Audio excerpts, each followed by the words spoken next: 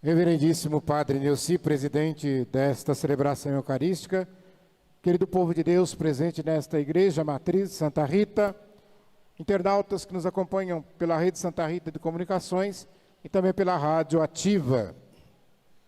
Hoje a igreja celebra uma solenidade muito importante, que é a solenidade de todos os santos.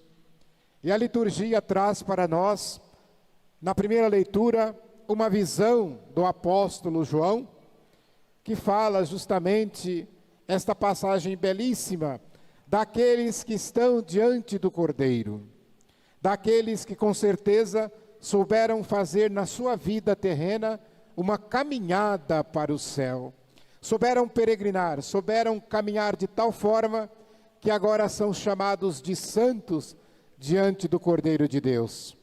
Eles que viveram às vezes muito silenciosamente, até mesmo no anonimato, carregando com dignidade a sua cruz, às vezes os sofrimentos, aqueles que nunca negaram os ensinamentos de Cristo Jesus. Santos, a gente lembra, não são somente os canonizados.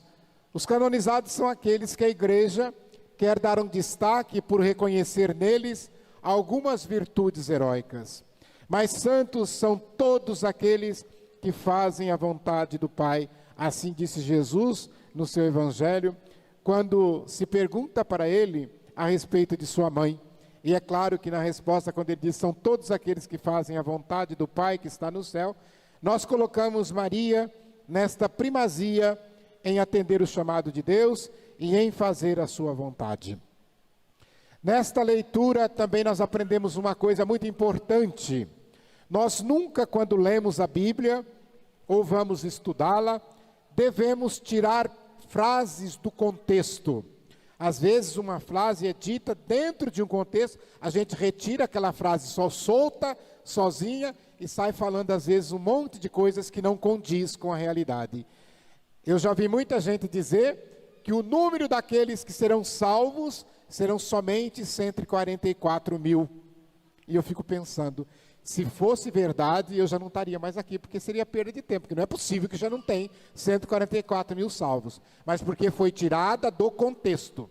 E quando ela está dentro do contexto, que vocês ouviram a leitura, se diz assim, depois dos 144 mil, havia uma multidão de gente de todos os povos, raças, nações, que sequer podia ser contada. E eu creio que nós estamos no meio dessa multidão. Porque a palavra vai dizer que eles se apresentam diante do Cordeiro. É aquele grande encontro que todos nós também iremos fazer no dia do juízo. Celebrar a solenidade de todos os santos, como nós também vimos aqui na segunda leitura, o apóstolo João vai dizer, somos filhos de Deus, mas ainda não se revelou o que seremos. E o interessante é que nos alegra o coração, porque ele vai dizer, veremos como ele é. Gente, o apóstolo está dizendo o retorno ao estado de graça em que Deus criou o homem e a mulher. Eu não sei, porque muita gente às vezes se entretém com outras coisas no livro do Gênesis e não presta atenção. Quando Deus cria o homem e a mulher, Ele o cria à sua imagem e semelhança, isto é, em estado de graça. Quando Deus criou o homem e a mulher não tinha dor, gente. As mulheres aí, o parto era sem dor. A culpa de você sentir dor no parto é da Eva, ou do Adão junto, né? Os dois. Não tinha morte, porque a carne não iria conhecer corrupção. Então, olha, não tinha o pecado. Então, ele está dizendo aqui, o apóstolo, que nós vamos também novamente estar neste estado de graça. E aí eu me lembro de uma frase que a gente usa muito por aí, né? Que se diz assim, filho de peixe, peixinho é. Se nós somos filhos de Deus, significa dizer que a gente tem que ser Deusinho, não. Devemos ser imagem e semelhança do Pai. E se o Pai é Deus, devemos então honrá-lo com esta imagem e semelhança. Que educação você está dando para o seu filho e para a sua filha? Às vezes não é porque você fala, mas porque o teu filho e a tua filha olha.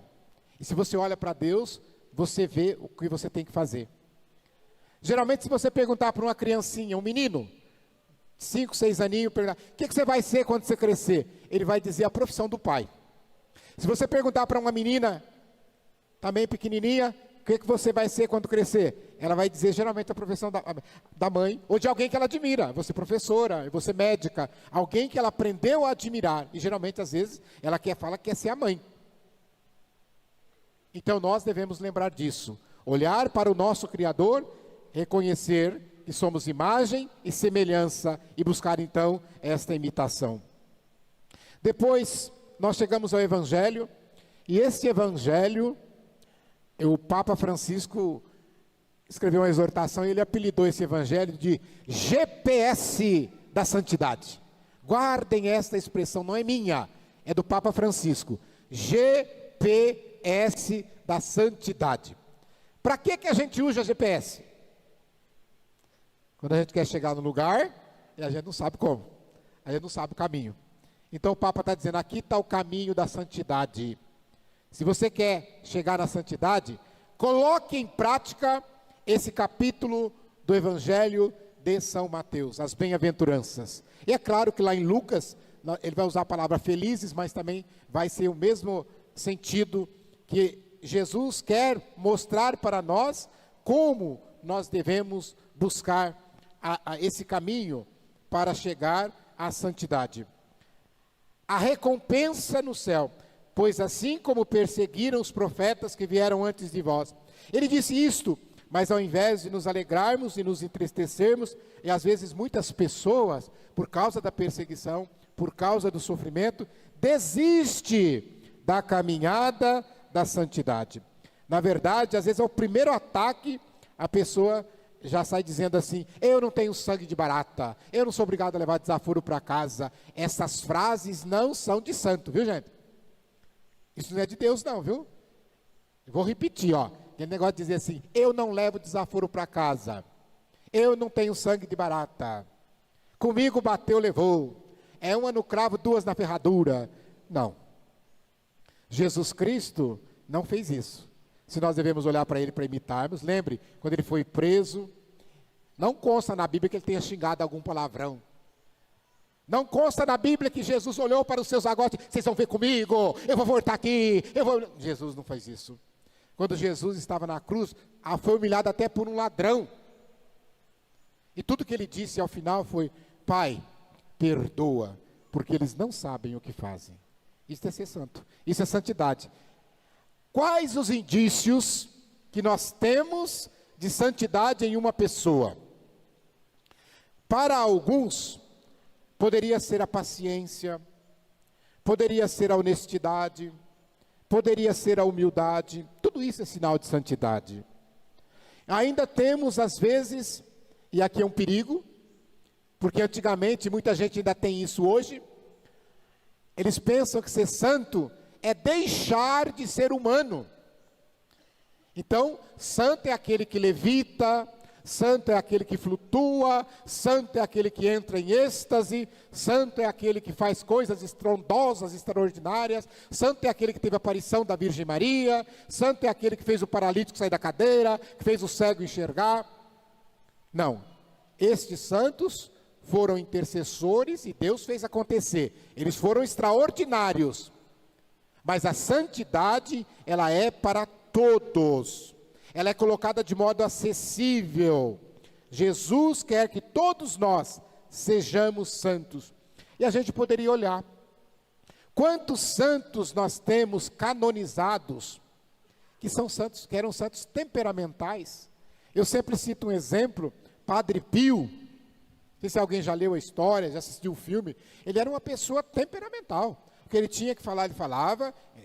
Muita gente tinha medo dele, ele era muito bravo, mas era santo.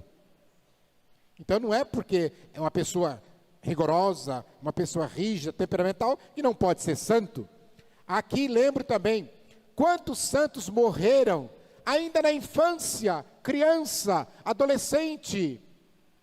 Nós poderíamos citar São Tarcísio, nós poderíamos citar São Domingos Sávio, Santa Maria Goretti, são santos canonizados da igreja, mas que morreram na mais tenra idade, não chegaram à idade adulta, não eram padre, não eram freira, não era bispo, não era pai, não era mãe. Não sofreram muito porque, sofreram, mas não com uma vida longa, por assim dizer. Então nós olhar que os santos são chamados a ter o pé no chão e a cabeça no céu. Tem gente que é o contrário, acha que vai ter o pé no céu e a cabeça na... Não, nós temos que ter o pé no chão para caminhar na busca desta santidade. Lembra que Pedro pergunta para Jesus, que recompensa teremos, mestre? E Jesus responde, perseguição, sofrimento, e é claro, depois, a vida eterna. Meus irmãos, ser santo, ser santa, não é ser ator, não é ser atriz. A vida não é teatro, a tua vida é realidade. Tem gente que pensa que vai fingir santidade. Aqui na tua vida terrena, como não é teatro, não tem aquela... Hoje não tem mais, né? Mas antigamente tinha aquela tabuletinha que quando ia encenar, errava, fazia o quê? Corta. Faz de novo. A tua vida você não tem segunda chance. Não é oração. Volta lá e faz de novo. Não tem como. Você já fez lá, está feito. Você não consegue mudar uma vírgula do seu passado.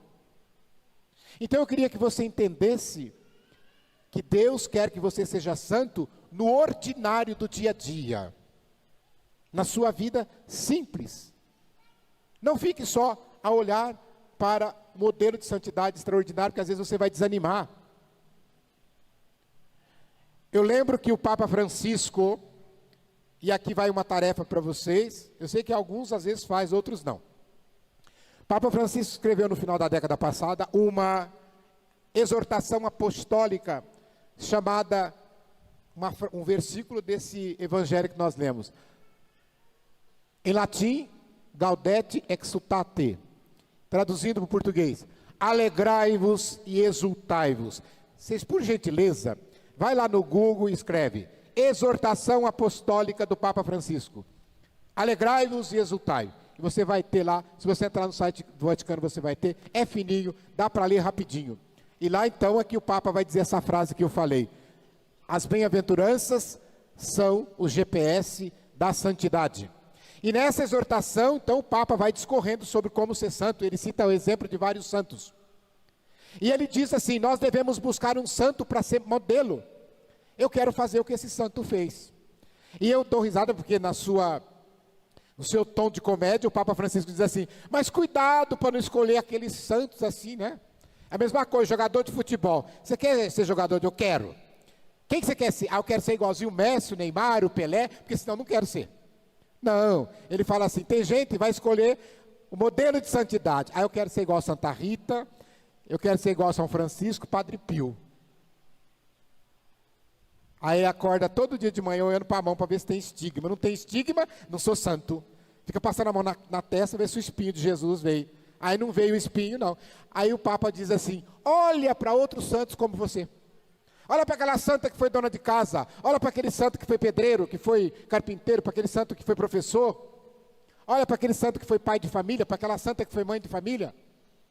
E nós temos inúmeros exemplos, e vocês vão verificar, que às vezes a gente olha na vida daquele santo, mas o que esse santo fez de extraordinário? Ele soube viver o dia a dia na santidade.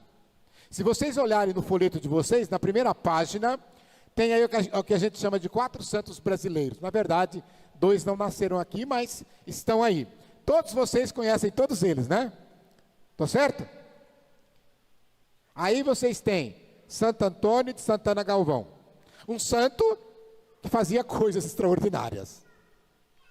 Ele conseguia até bilocar, então, cuidado. Eu não queria imitar Santo Antônio de Santana Galvão.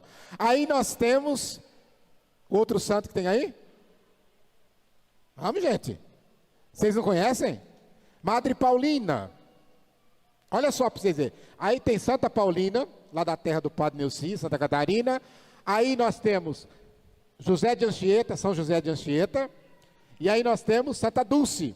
Esses 3 santos, não consta que eles tivessem levitado, entrado em êxtase, mas eles fizeram da vida, cuidando dos doentes, cuidando dos pobres, rezando, sendo devotos, etc. Se tornaram santos. Então busquemos estes modelos de santidade. E eu finalizo lembrando, os santos são nossos intercessores, assim como todos aqueles que souberam imitar Deus antes de nós, são nossos intercessores. Às vezes nós somos criticados por ter os santos como intercessores, mas eu dou como resposta, às vezes os nossos irmãos protestantes dizem assim, por que o santo intercede? O santo não intercede coisa nenhuma. Aí eu digo para eles, vocês já viram que o Antigo Testamento está cheio de antepassados que intercedem? Tem ou não tem? Não é comum às vezes a gente olhar na oração por Jacó, por Isaac, por Abraão, por Davi, seu filho, etc e tal. Então, ou seja, eles estão invocando a intercessão daqueles que vieram antes de nós e que foram santos e que são santos diante de Deus. Então que nós possamos lembrar de sempre pedir a intercessão dos santos. Quando rezamos para o santo, não é que o santo precisa da nossa oração, somos nós que precisamos da intercessão deles na nossa vida, para que nós possamos imitá-los. Louvado seja nosso Senhor Jesus Cristo.